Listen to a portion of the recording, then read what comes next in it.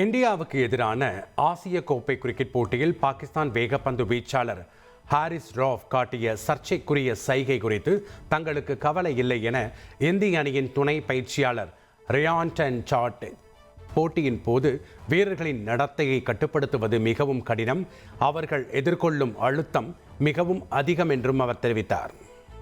அமெரிக்க அதிபர் Donald Trump மற்றும் பாலியல் குற்றவாளி ஜெஃப்ரி எப்ஸ்டீன் கைகோர்த்துள்ளது போன்று சுமார் 12 அடி உயரத்திற்கு நிறுவப்பட்டுள்ள சிலை பரபரப்பை ஏற்படுத்தியுள்ளது.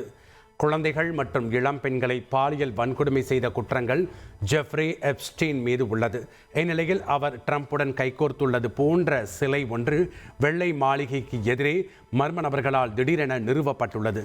இதனை அங்கு வந்த அமெரிக்கர்கள் ஆர்வத்துடன் புகைப்படம் எடுத்தனர்.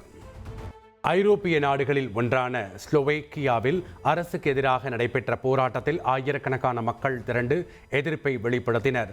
ஸ்லோவேக்கியா பிரதமர் ராபர்ட் ஃபீகோ ஐரோப்பிய நட்பு நாடுகளுடனான உறவுகளை முறித்துக்கொண்டு ரஷ்யாவுடன் இணைந்து செயல்படுவதாகவும் நாட்டின் பொருளாதாரத்தை வீழ்ச்சியடைய செய்துள்ளதாகவும் குற்றம் சாட்டினர். ஜப்பான் தலைநகர் டோக்கியோவில் நடைபெற்ற உலக தடகள சாம்பியன்ஷிப் போட்டிகளில் பதக்கம் வென்று திரும்பிய கென்யா வீராங்கனைகளுக்கு அந்நாட்டு விமான நிலையத்தில் உற்சாக வரவேற்பளிக்கப்பட்டது.